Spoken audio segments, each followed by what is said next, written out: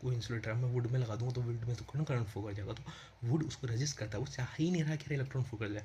तो इसलिए जो ये ओम है उसका रिप्रेजेंटेशन है वो रेजिस्टिविटी का, उस प्रॉपर्टी को जो खुद की प्रॉपर्टी होती है उसको रेजिस्टिविटी।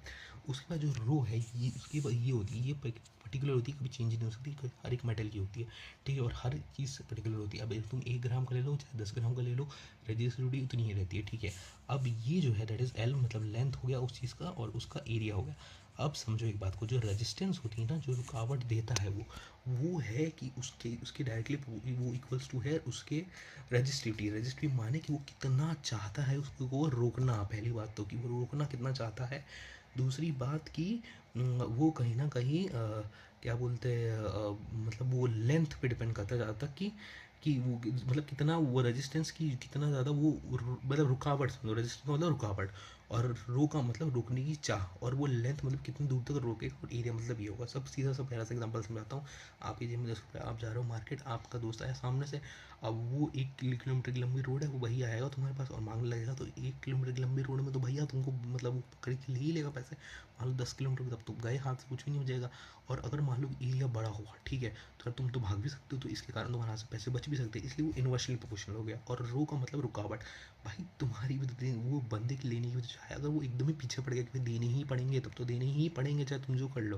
और रेजिस्टेंस हो गया तो तुम उससे वो छीनने के लिए आया, उसकी चाह, ठीक है, उसकी जो रो मतलब समझ लो जो पैसा मांगने की जो उसकी चाह है, तो उसकी आदत है कि भाई डेली चाहिए चाहिए दे, वो है, ठीक है। तो इससे एक प्यारा फॉर्मूला बन गया, that is resistance equals to L Y. सीधा सा बात है कि रेजिस्टेंस, भाई मैं जा रहा हूँ रोड पे, मेरा दोस्त है भैया, उसकी वो आया, वो मेरे लिए हो गया रेजिस्टेंस, और रो हो गया भैया देने ही उसकी चाहत कि भाई मेरे को पैसा चाहिए ही चाहिए तेरे से, देना ही पड़ेगा भाई। दोस्त लोग ऐसे ही होते हैं।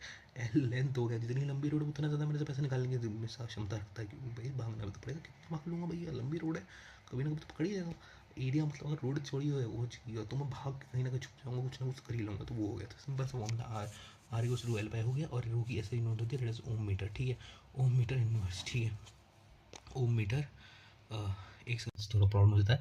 देखो भैया सीधी सी बात हो गई, एग्जाम्पल से आपको समझ में आ होगा मैं क्या कहना चाहता हूँ। दूसरी बात है कि इसकी जो ऐसा यूनिट होती है, ठीक है, ये पॉजिटिव को वन है, ठीक है, ये यहाँ पे देखो इसको हम लोग ऐसे निकाल लेते हैं, देखो यार रो इक्वल्स टू आर, ठीक है, ये ऊपर चली गया, हाँ, और एल हो गया, यहाँ पे एम मीटर स्क्वायर, यहाँ पे मीटर, ये कट गया, हाँ, तो ये रो एम एम बच गया, तो ये बच गया रो एम, ठीक है, इसकी रजिस्टिविटी होती है। अब भैया याद करना पड़ेगा, कुछ कुछ तो काम तुमको करना ही पड़ेगा, उसको डिनाई नहीं कर सकते, इतने सालों से जब बड़ी नहीं हो तो पढ़ना पड़ेगा। देखो तो जो मेटल्स होता है एलो होती है उसकी 0.8 से लेके 0.6 के पास होती है, समझ लो सीधा सा हिसाब है, 0.8 से 0.6 के आसपास होती है, मतलब 0.10⁻⁻8 से 10⁻⁻6 की होती है, बहुत कम होती है, इतना समझ लो, ठीक है। तो 8 और 6 का आंकड़ा